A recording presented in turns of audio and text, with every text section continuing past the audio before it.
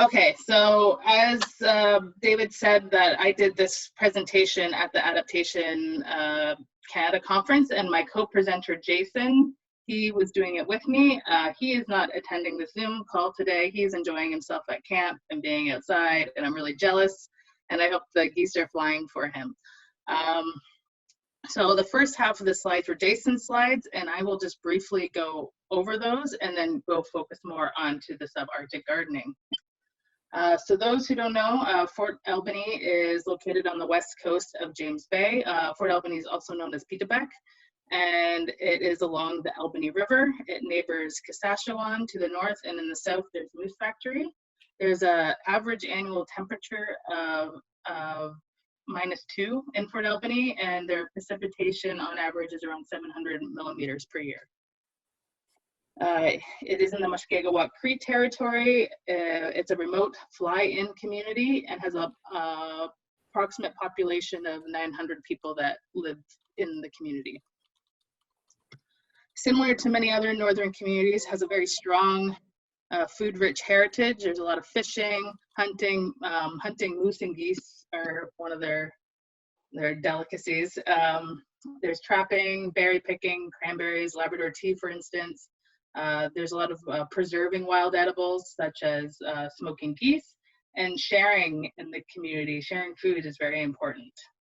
And with the temperatures getting warmer, this has impacted how people get supplies and how they live in their surroundings. Jason wanted to emphasize the transportation issues around Fort Albany.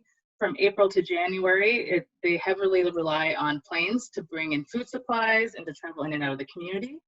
However, the waterways are also their highways. They take a freighter canoe to go to neighboring communities, to go to their camps, and to forage local foods, or to harvest local foods. They've noticed changes to the rivers over the years. Before, there used to be a barge that would come in and bring in supplies. That no longer happens. And this is not just climate related to climate change. This is also geological rebound. So the rivers have become more shallower, and this makes it, people have to be more conscious on how much they pack in their canoes, so it's not too heavy. And for instance, Jason and his wife Karen, they would hop in the boat, and then they would go 55 kilometers upriver to their camp from Fort Albany. Now they have to drive halfway up and with their boat in tow. And so this is costly for people too, having to invest in ATVs and trucks along with their boats. In the wintertime, they do have a seasonal ice road. It's essential for their community. It's a lifeline for non-perishable foods to be frozen, fuel, construction, bringing up machinery. It's become more inconsistent over the years. For instance, when Jason was returning from the conference, he was stuck in Timmins for a few days because the weather got too warm and it wasn't safe to go on the road. And when he was able to go on the road, it wasn't until like 3 a.m. that they had to leave at 3 a.m. when it was at its coldest to have a safe ride home. And he also mentioned that in 2012 was a big wake-up call for this community in the region, because the breakup, it usually happens around April, May. The breakup right now still hasn't happened yet. But in 2012, it broke up on March 20th, and a lot of people were stranded, and a lot of supplies didn't get to people at all. And so overall, there's uncertainties related to the rivers and the ice roads, and this impacts food security in Fort Albany First Nation. And to help mitigate some of these food security issues, well, first, there was a survey done by Food Secure Canada, and they found that 70% of households were food insecure. It costs people, they spend around 56% of their income to have a semi-adequate nutritious diet. A lot of the foods that are bought at the grocery store is expensive, and it's a lot of non-perishable foods with high sugar and salt content in that content, and that relates to some health issues. So to mitigate food security, Jason's mom, Joan Metabawabin, and her friend, I'm going to butcher her last name, but Gigi Verherhaven, they made a local nonprofit food market, and it comes in twice a month, and it's very successful. People line up and wait very politely, and then Joan goes, "Okay, it's open," and everyone rushes, and they have a strategy on what fruits and vegetables they want, and sometimes there's some pushing around the avocados, but it's really a successful program. However, it still relies on planes and good weather conditions. I've volunteered at a number of these, and sometimes, for instance, berries will come and they have mold, and we can't sell them. They have to go right to the compost. And so we had to think of other more local adaptation solutions. And so some of the solutions was camp gardens, improving their homesteading for self-sufficiency, home gardens, and community gardens. These were Jason's self-sufficient goals. He wanted to break away from the Western pattern diet and eat more local meats and have more fruit and vegetables in the diet, and have stuff that was more similar to what his ancestors ate. And him and his wife in the last 18 months have lost over 130 pounds, and they look fabulous. They've been working towards building a self-reliant camp, so at some point they can just retire there. And also they're building towards a food secure homestead in Fort Albany. So some of the stuff they're doing at their camp is they have solar power for electricity. They have a bush garden that they grow food in, and then the water is important because they didn't want to carry a lot of bottled water up the river because it's really heavy, and they have to keep their freighter canoe light. So they have a ram pump at their site that collects water from the creek and doesn't use much energy. I'm not quite sure all the technical with the ram pump, but anyway, it provides their water needs at camp, and also for irrigation of the garden, the bush garden they have. And they have a water sterilization unit to make sure that they have clean water, so they don't have to carry bottled water. And another thing they've done to lighten the load is dehydrated food. And so he was saying that one backpack could carry over a month's worth of dehydrated food. And that same backpack, if it was canned food, it would last them maybe a week. So they're improving their food security of their homestead. They have a garden. This garden has a black tarp on it to help with warming the soil and to keep the weeds out. And we also worked with them getting a high tunnel, and we just put this up in July, so we'll see what happens. But this is good with plants that are sensitive to frost, and also it's good to start up seedlings for themselves and for other people in the community. And they started trying out some fruit trees as well. We have some Saskatoons, they have some raspberries, and they have apple trees from northern Quebec. I'm not sure what variety it is. I'll have to see if you can figure out what they are, or find out what they are. So now I'm going to focus more on the Fort Albany Garden Program, which I am the coordinator for. This program's been going on since 2012. I became a lead coordinator in around 2014. There's 3 pillars to this program. The first is to provide a community garden that people have access to affordable and nutritious foods. The second is to provide support to those who are interested in already gardening in the Fort Albany community and also their bush gardens. And the third is to provide compost to these gardens to keep the soils fertile. So I want to talk a little bit about the evolution of the community garden and where it started and where we are now. It was all a learning experience. From 2012 to 2014, I was just a research assistant helping to support my PhD. So I was helping another PhD student, and they were looking at how well does beans and potatoes grow in the subarctic, and does it grow better when it's grown between areas of trees versus an open area. And this was called Agroforestry, and it was more quantitative work and like production trials. And then after she was done her PhD, I took over and started diversifying and looking at different techniques. So I added in buckwheat and tillage radish. We added some kale and some carrots. You can see those in the middle picture. There's those clear plastic, that is low tunnels. They're like kind of like little greenhouses. And so we're really focused on low tech technology strategies. And there was a lot of trial and error involved in this time. I also increased employment capacity and training capacity up there. We stopped hiring people from the University of Waterloo and just hired people from Fort Albany because that makes sense. And we learned together on what would best work in this area and what people in Fort Albany wanted. And so more recently, we moved into looking at container gardens and getting more into adopt a box for everybody. Like everybody can start adopting boxes. What we found during the 2014 and 2017 is that our biggest barrier, it wasn't necessarily the temperature, it was weeding. Like, I wish our crops would grow as well as the grass does there.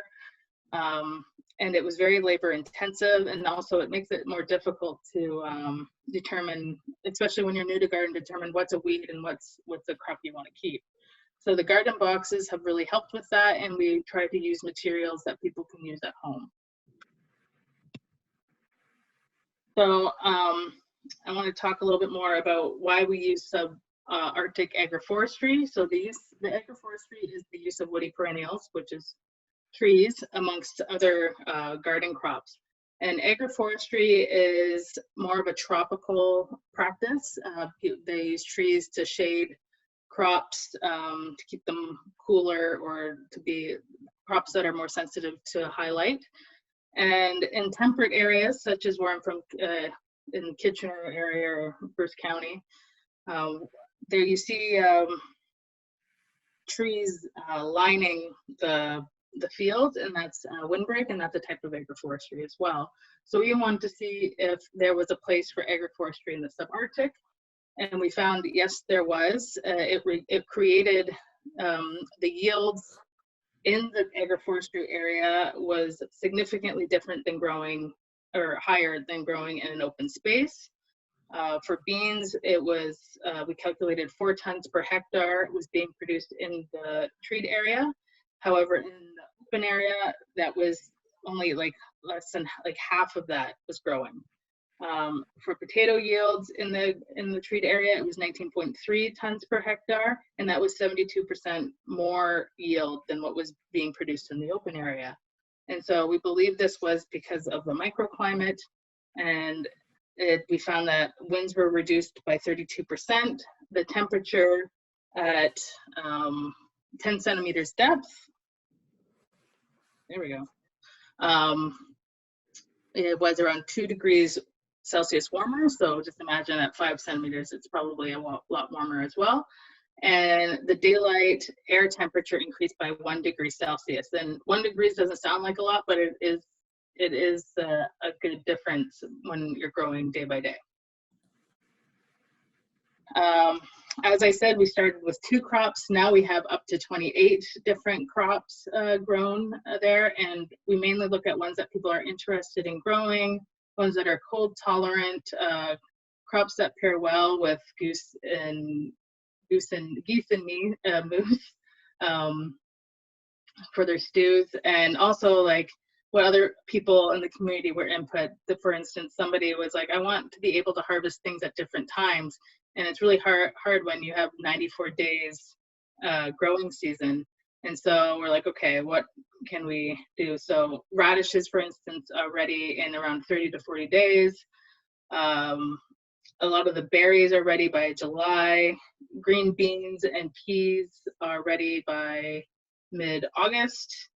And then a lot of and also the greens are ready by August as well, and they can be continually harvested. And then the root crops like turnips, carrots, and potatoes, they're ready in September. And we don't plant everything by seed. I'm going to try to stop this. I'm going to stop sharing for a moment. We also use scraps from the Northern store in the food market, such as the celery. We just take the bottoms of that and we stick it in the ground. And also we have green onions. These grow really, really well and really quickly, so people have it ready. And I like to stick them in water for a couple days before planting them, just to get the roots a little wet. And then we just stick them in and they grow really well. When I go back to sharing my screen. I always thought that's a myth. Pardon? I always thought that's a myth. It's a myth? Yeah, that what you just said is, I always thought it's just a myth because I tried twice and didn't work, but I think maybe I'm doing something wrong. Well, you do a whole bunch of them at the time too. Like maybe one may not live out of 20 too, but that's part of gardening. But I'm gonna try to share the screen again, and right beside the currants and the raspberries, you can see our green onions. We never use seeds for onions. It's just so much easier to plop them in and they're ready so much earlier. And this, these would go to the dump anyway, or to the well, we have a compost program now, but in other communities it would go to the dump. So I might as well stick it in there. Now how am I gonna do this? Yeah. This one I want. Becoming a pro. Yeah, and then we also tried lettuce. We weren't as successful with lettuce heads. They do fine as seeds as well, but I like looking for the food stuff. Celery, it doesn't look like the store-bought celery when we plant, but it's still, there is a celery there and you can put it in soups and it's really good. But green onions, they work really well. I don't know if you can see the picture between the currant and the raspberries in this presentation. That's from the grocery store. Like, well, it's from planting scraps from the grocery store. The raspberry there? Yep. Wow. Yeah, that's some of David's raspberries. So the thing is that, just a quick question, is that you are kind of lowering the dependence of buying seeds.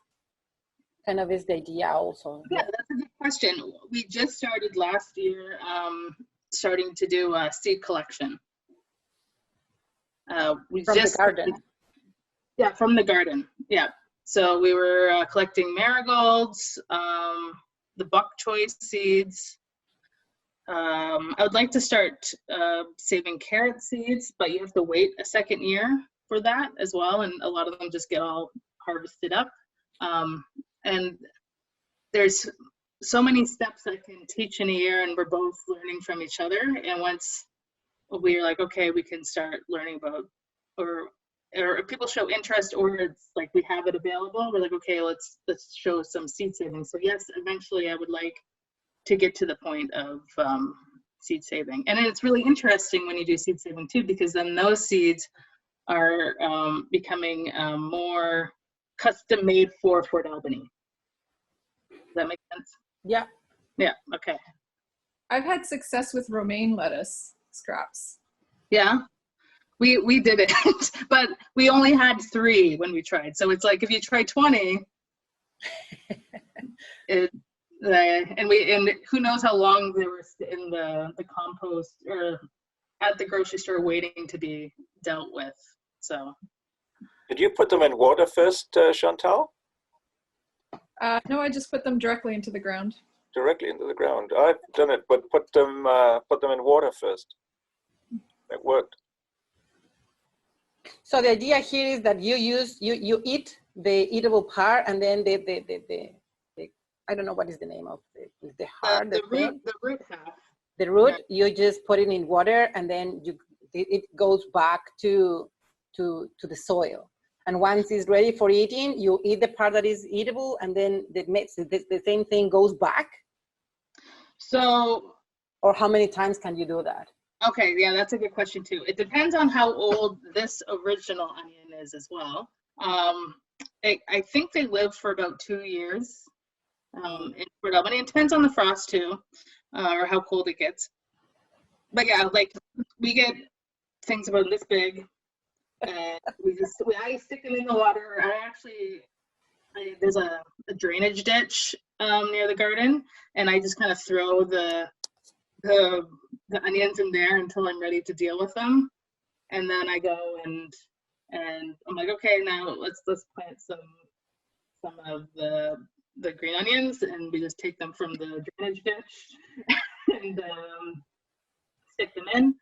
And then at harvest time, ideally, I ask people to just take the top so they can continue growing the next year, but that doesn't always happen, and that's okay too. Like, so yeah, if they stayed in, there's a good chance that they would grow a following year as well.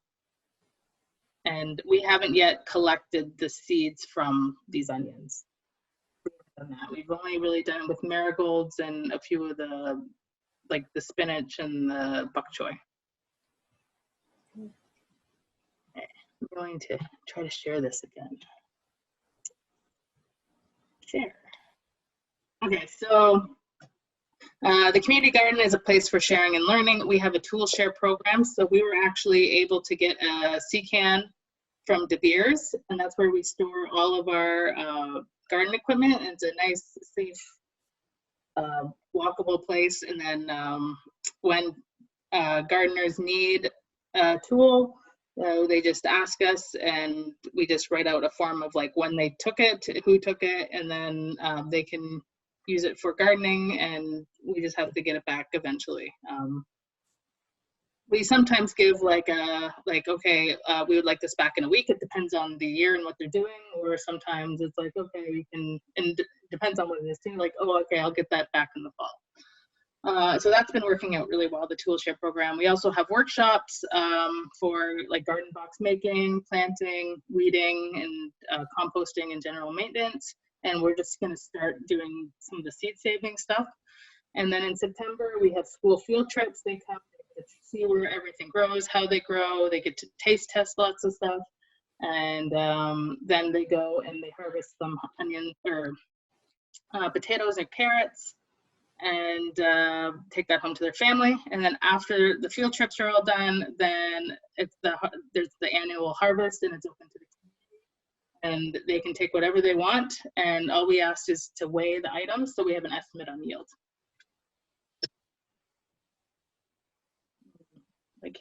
There we go. So we really focus on utilizing low-cost technologies. I already talked a bit about the windbreaks with the agroforestry.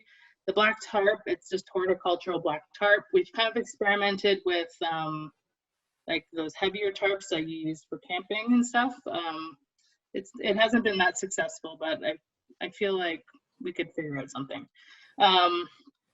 There's the low tunnels, which I briefly discussed, and we were really focused on different container gardens or container and garden beds. I have another PDF file for you guys to see the different type of items that were being used. We really like using raised beds, and we really like wooden pallets. I don't have a picture of the wooden pallets, but we really like wooden, untreated wooden pallets to make garden beds.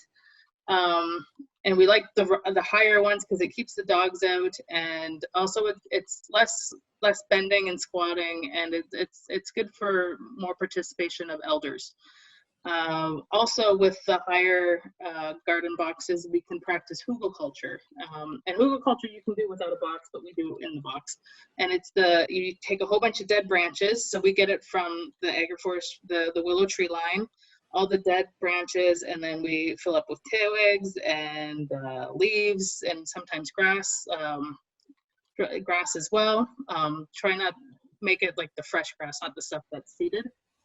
Anyway, we pat it all in, and then the top, that's in the first bottom half, and then in the top half we put garden soil, or soil that's good for growing.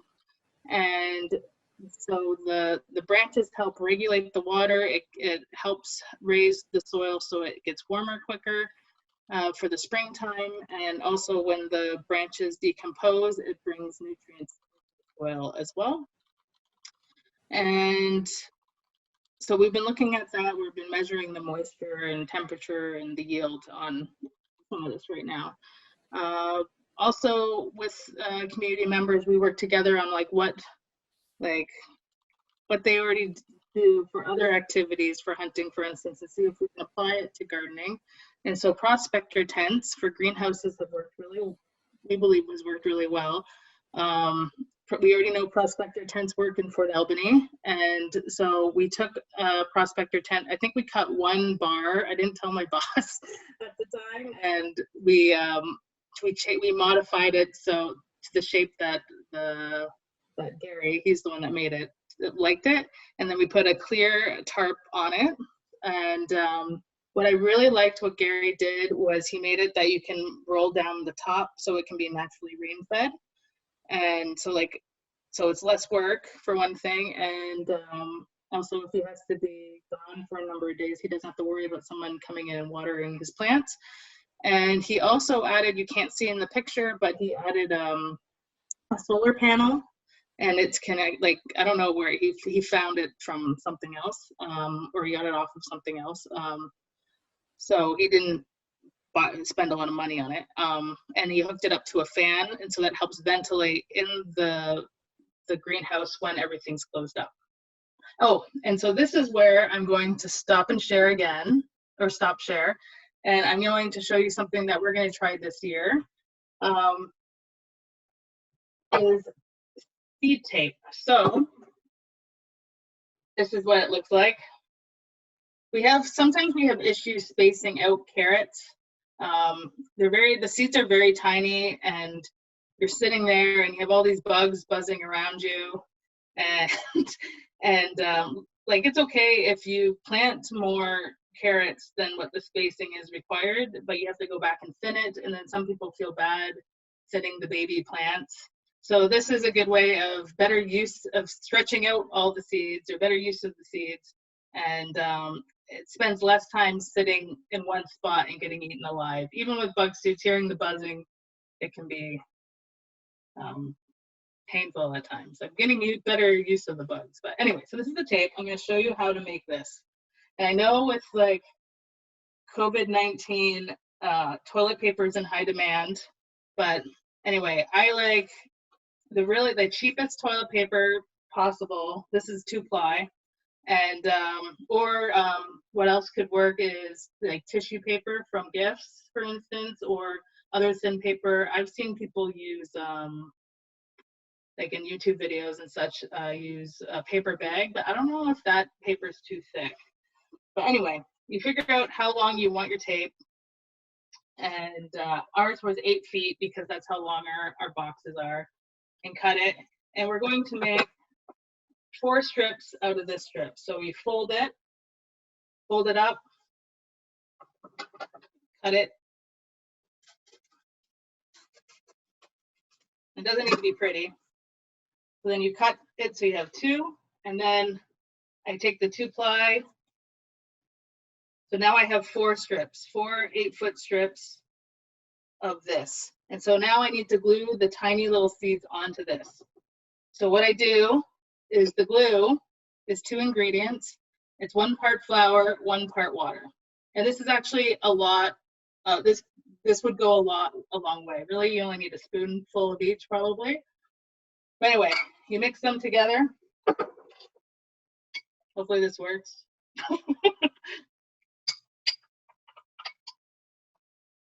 I probably should have more flour in this. Hang on, anyway, you figure it out that it's like a nice glue. I should still have more flour in this. It's still, anyway, it'll work though. It doesn't need to be perfect. Okay, so then I take my tape. There. I taped it to this board so I can do this. So for the seeds, I don't want to put it in the halfway mark. I want it at the quarter. So, and it's going to be every 2 inches. So let's say I'm just putting a marker so you guys can see. You guys can do this with your kids too. Just, I guess, just place the daubles of glue, and then they can use their tiny little fingers to put the seeds down. So this is where I'm going to put the glue. And again, this glue is a little thin. I should have brought more flour upstairs. And then I take my little seeds. So you take your children's little fingers to do it, or I'm using tweezers, and you stick them in. I wish my glue was a bit. So anyway, I have 3 on there. And then you just fold it in half. Well, once you have all of the seeds on it, you fold it in half and just lightly press. And then you take it to the side and let it dry for like, I don't know, half an hour. It would stick better if I had more flour. And then it will look like this. I don't know if you guys can see it. And so either you go and plant it right away, or you store it in a sealed container. And then when you're ready to plant it, you just kind of make a shallow, very shallow trough. It doesn't need to be very deep. You set it down and then lightly add some soil to it, and it should work. This can also be used for other small seeds like turnip and kale. So we're hoping that this could work out. So it is very painstaking with the bugs, putting all the seeds down and trying to make sure the spacing is right. So we're going to try this out this year, and hopefully it's something worth doing again and again.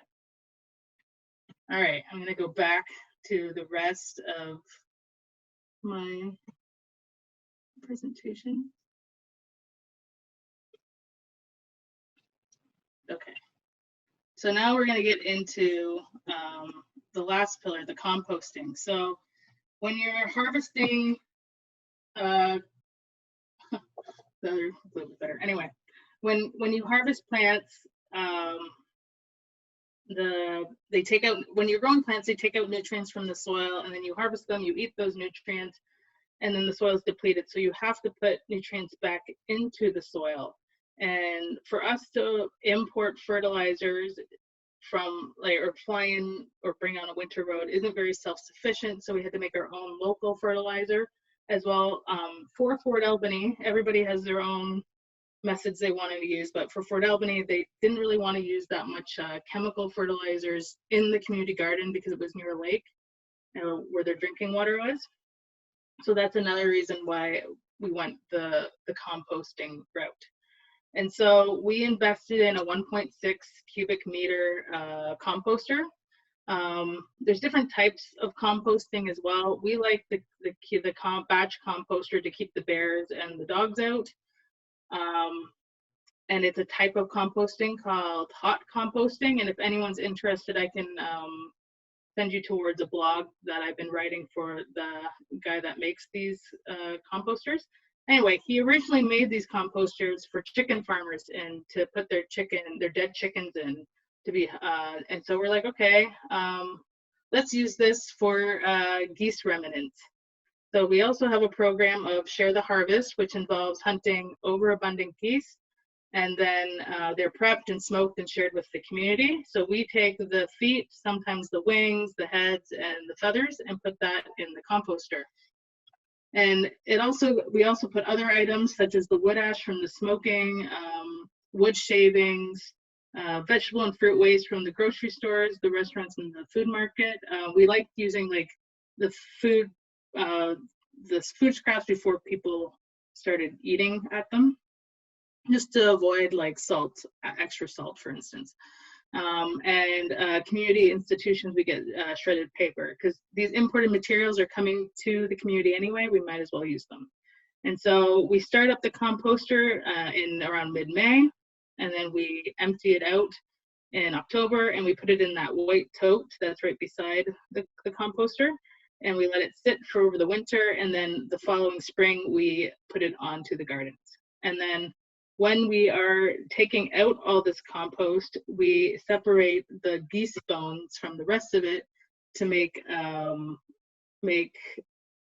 Fort Albany bone meal. So a lot of northern and forested soils, they have low phosphorus content, and phosphorus is one of the main nutrients that keeps plants happy.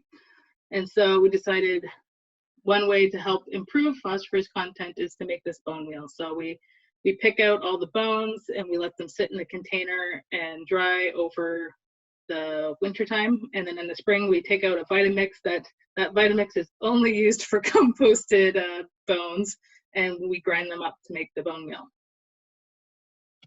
So that is about it. So just to recap, we try to utilize and incorporate local traditional knowledge. We try our best to use locally sourced materials, and the stuff that aren't local, we try to make sure it's low-cost technologies. And we're continuing to grow, gather, and expand. For instance, with local edible plants like berry bushes, if someone has a whole bunch of currants at their camp, for instance, we'll be like, okay, if you want and willing, can you bring in 3 plants from your camp back to Fort Albany so these plants can hopefully grow well and be available to other people that don't have the resources to go out to camp. Also, we look at frost-tolerant plants, early harvesting plants, and we have no problem doing trial and error of different temperate crops. For instance, zucchinis, we can grow there when we use black tarp. One of our home gardeners would have had an excellent yield. She didn't know what to do with all her zucchinis. And what she does is she starts them indoors first. I don't know if you can see me. Just little seedlings. You can use egg cartons, for instance. This is just one of those store-bought things. And then plant them when it gets warm enough. And like, she was getting zucchinis that were bigger than this ruler. I feel like I'm telling a fishing story. But but yeah, so we have no problem just trying, and like that's all part of gardening is trial and error. So thanks, and I made a list of what grows well in Fort Albany as well. That should be on the thing on the PDF file. So yeah, that's it.